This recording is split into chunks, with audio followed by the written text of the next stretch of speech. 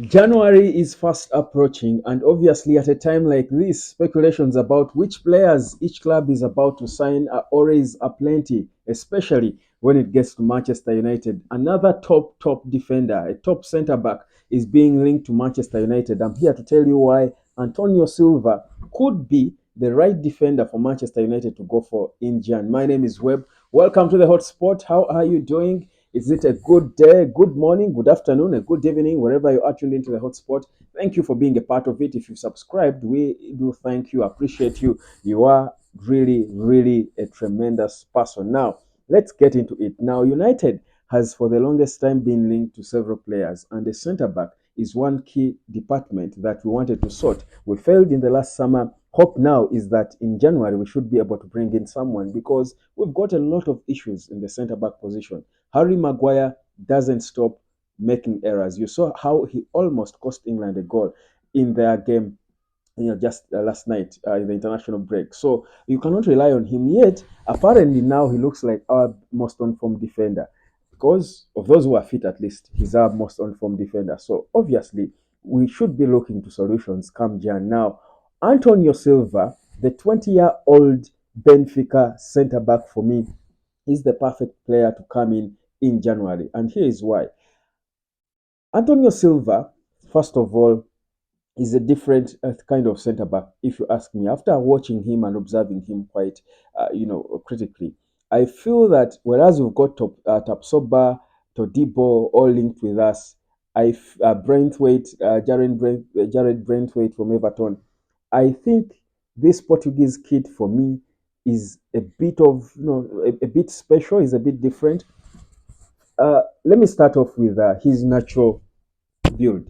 He's 6'2", 6 feet 2, which is sort of a giant for a centre back. That body and physique is needed. I told you how you need big bodies of centre backs. You can't have Lisandro Martinez and another small centre back next to him. I think we need a big body. 6 feet 2 for me is good enough. So in terms of body size, he has it. He's also big in terms of his side, the height he has and the physique. He's so physical. That's I think for me one attribute that he has that is good. But when you go to his game and look critically at Antonio Silva's game, it's impressive. He's a very good tackler, very good neat tackler. He tackles, gets clearly to the ball, doesn't foul you, and he knows when to go and when to wait. He knows when to bully with his body and knock a guy off a bit. He's he has got certain attributes that are good for a defender to succeed in the Premier League. He reminds me of he sort of reminds me of Nemanja Vidic. Of course, Vidic was a more aggressive centre back, a more aggressive. This one has got the physique of Nemanja Vidic, but not his aggression, but rather a better. He's more technical. He's better. He's more technically gifted than him. I think he's more of a prime Rafael Varane in terms of his technique. He is that technical. He can, play that square pass that breaks the line, that breaking pass. He's good at that. He can switch play from right to left with the ball on his feet, so he's comfortable on the ball. You look at all that he can score goals as well. When it comes to set pieces, he's a good head of the ball. He has scored several goals, with the head. Uh, he plays most on the right hand side of the defense, and he gives the team a bit of balance. Now I'm imagining him playing alongside Lisandro Martinez, who plays on the left side of the defense. He can also play on the left hand side of the center back, by the way, but he mostly plays on the right. All these attributes make him different. I don't think we've got a defender quite like him in Man United, and that's why for me bringing him in makes sense. When it goes to his development as a player, I think it has been tremendous. Without a doubt, Benfica has one of the best academies in European football. And the way has been introduced into the senior team, he broke into the youth team, the B side in 2021-2022. And that was his first season with the B side, helping them to win the UEFA Youth League, their first European title in 60 years. He was part and parcel of that success. Then, following season, many were hoping he's going to continue developing in the youth side. Uh, he was promoted into the senior team. The coach then, Roger Schmidt, the coach of Benfica, put him in the senior team, and instantly, this boy was able to bench players like Jan Vertonghen. He He was playing alongside Nicolas Otamendi. In fact, until today, him and Nicolas Otamendi are the starting centre backs for Benfica. Now that's how good this young 20-year-old boy is. So his first season in the youth team, he leads them to the first European title for the entire Benfica franchise, the UEFA Youth League. And then he goes into the senior team the following season, the 2022-2023 season, and he inspires them to their first league title in 4 years. He played almost, I think, more than 80% of the games that season, playing alongside Nicolas Otamendi, because Benfica had a lot of injuries. Though we have injuries now in our backline, Benfica had a lot of injuries to their defenders, the Pantongens and name them. So he was the trusted centre back to play alongside Nicolas Otamendi. And in September, he was awarded the Player of the Month in the Portuguese Primeira Liga for keeping three clean sheets in September in that month. Now we're talking a young player who made his senior debut at only 18. So this is how good. So his development has been good in leading Benfica to that title while he was playing an integral part. For me, shows you just how good he is. So him and Joao Neves are two players both at Benfica who have had almost a similar story, because I think the development has been in situ. uh, Yao Neves, a midfielder, of course, also comes to the youth ranks and goes into the senior team, inspires this Benfica to winning the first league title in 4 years. Same thing with this centre back, Antonio Silva. So, in terms of his development as a player, he has got a rich profile for a player his age. Then he then breaks into the Portugal senior team, has won 7 caps for Portugal. He's only 20. He's a centre back. Meanwhile, he's not a forward. Well, it's not news for a forward like a striker to break into a senior team if he's that good at that age. But for a centre back to come in there and go into a senior team of a big club in a league like the Premier League, one of the top leagues in Europe, it shows you just how what he's made of. So for me, Antonio Silva makes a lot of sense. In fact, if I'm to rate, because United now needs to be buying players for the future, and whereas this Silva is already ripe to even be, he's nearly world class already.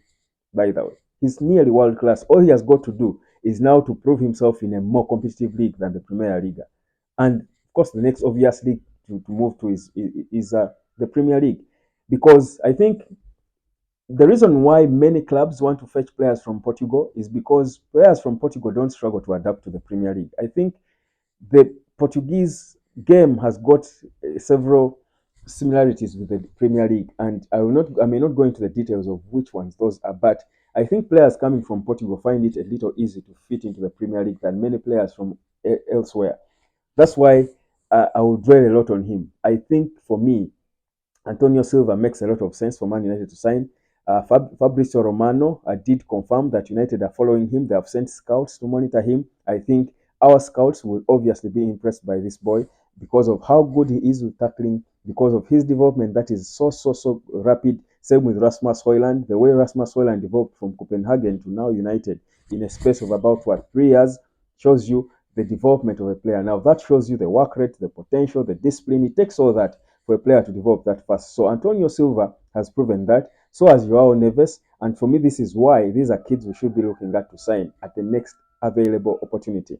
If January is it, then let's go for them. If the money is there in Jan, we should go for them. I'm not sure, of course, Benfica would want to let go of 2 of their best players in January. But even if it means us waiting until next summer, it's okay. These are players worth waiting for. The thing, though, for Antonio Silva is his buyout clause. He signed a contract extension after Benfica saw what he's made of. They tied him down to a contract until 2027 with a buyout clause of 100 million euros. That's about 87 million quid. So yeah, so that's what Man United might want to pay, might have to pay to get him out of his contract. But in this day and age, I think for me that's not a lot of money for a world class player, a 20-year-old who is. If we are able to spend 85 million, almost as much on Anthony dos Santos, I think we can spend 85 million pounds on signing this boy. Antonio Silva. I think is worth it because we need a centre back, a big centre back with a profile that fits a Premier League centre back. And I think this boy will suit perfectly into this team. Partner him with Lisandro Martinez, experience and skill and talent.